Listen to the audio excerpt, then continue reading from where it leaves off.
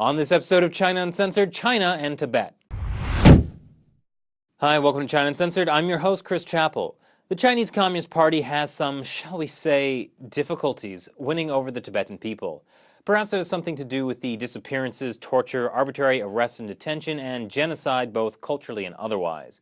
But the days of misunderstanding are over because now the Chinese regime is putting on a fabulous play right in the heart of Lhasa. It's a multi-million-dollar drama with a cast of 600 performing the story of Princess Wenchun, a Tang Dynasty princess who married a Tibetan king, starting the long and harmonious relationship that China has always had with Tibet.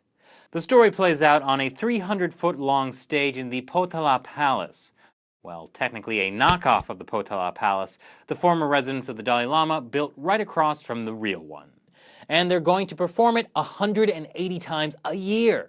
Sure, Lhasa is under military lockdown, you can see snipers on the rooftops, and citizens are under intense surveillance, but this propaganda play will totally make Tibetans forget about all those years of bloodshed.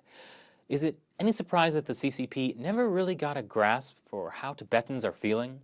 Since 2009, over 100 Tibetans have self-immolated to protest communist rule, and yet the Chinese Communist Party still insists that living conditions in Tibet are way better since they took over, and that the Dalai Lama is a terrorist separatist ringleader. Yeah, that's the face of evil right there.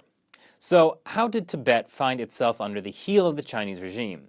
Well, Tibet has actually been a part of China since the Yuan dynasty, at least according to the Chinese regime.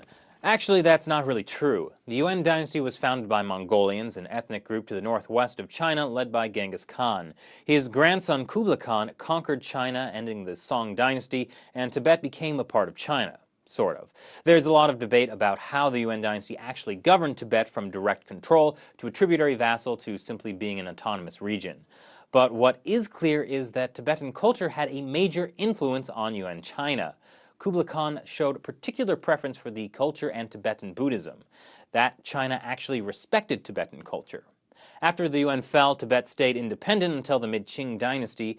When that fell, Tibet was independent again until 1950, after the communists invaded, claiming to liberate the Tibetans from their oppressive feudalistic slave masters. Then they spent the next several decades killing scores of Tibetans. The Dalai Lama has said 1.2 million Tibetans have died as a result of starvation, violence, or other indirect causes of communist policy. That number is contested, but even those who do, like former director of London-based Free Tibet campaign Patrick French, says that at least 400,000 have died. And before the communists took over, Tibet had over 6,000 monasteries. By 1976, that number was reduced to 8. Not to mention the countless number of shrines and religious texts destroyed. Tibet is not technically a province of China, but an autonomous region like Xīzàng that is supposed to have a degree of autonomy. Now, the Communist Party says it's built all kinds of new infrastructure and improved the quality of living, but what with that whole over 100 self-immolations, Tibetans generally don't feel that their quality of life has improved. If anything, they're facing cultural extinction. They're not allowed to speak their own language in schools, they can only teach Mandarin. Tibetans are also contending with mass immigration of Han and Hui Chinese. This cultural genocide is actually the same thing the Communist Party did in mainland China to Chinese culture. Traditional Chinese culture certainly didn't have no songs about Mao. And here's a fun fact not many people know. Everywhere in China, despite its massive size, is locked into Beijing time. That means if it's 10 a.m. in Beijing, it's 10 a.m. everywhere else in China. But because Tibet is so far away, 10 a.m. in Beijing would really feel like 7 a.m. in Tibet, but they still have to say it's officially 10 a.m. Now, we all know that the 14th Dalai Lama, the central figure of Tibetan Buddhism, has been living in exile since 1959. But then there's also the Panchen Lama. The Panchen Lama is the number 2 figure in Tibetan Buddhism. The 10th Panchen Lama mysteriously died in January 1989. He had been openly critical of the CCP's policy towards Tibet. One Chinese dissident has even suggested that Hu Jintao, the former Chinese leader who was in charge of Tibet during the late 80s, may have had a hand in the Panchen Lama's death. 2 months later, in March, one of the largest uprisings ever to shake Tibet happened. It resulted in a massive crackdown and massacre, and foreign media was expelled. Of course, I like to think the People's Liberation Army was just getting practice for the next massacre in June. So, according to Tibetan Buddhism, after the Panchen Lama dies, he would reincarnate and the Dalai Lama would find the new incarnation. In turn, when the Dalai Lama passes away, the Panchen Lama would be responsible for finding his reincarnation.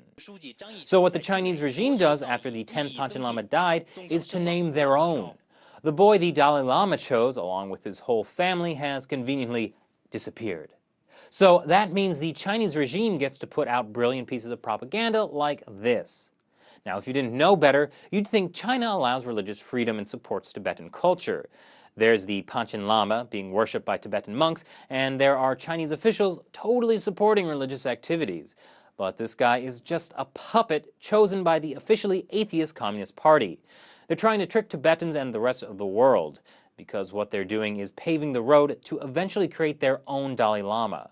That's right, a Dalai Lama chosen by these people. Eventually, the current Dalai Lama will pass away and the search will begin for his reincarnation. Not only does the Chinese regime have their own Panchen Lama who will choose whomever he's told to, but in 2007, the regime also banned reincarnation without government permission. Now, that may sound like a laughable joke, but that's just creating a legal justification to make sure the next Dalai Lama is one groomed by the Communist Party to lead the Tibetan people into further subjugation. Meanwhile, the Tibetan government in exile will continue to operate in Dharamsala, India, the current Dalai Lama will travel around the world for support, and the Chinese regime will keep threatening foreign governments that if they meet with the Dalai Lama, they'll take back the pandas they loaned to their zoos, like they just did in Austria back in June. So what do you think is in store for Tibet and the Tibetan people? Comment below or on China Uncensored's Facebook or Twitter page, and check back again tomorrow for another new episode. Once again, I'm Chris Chappell. See you next time.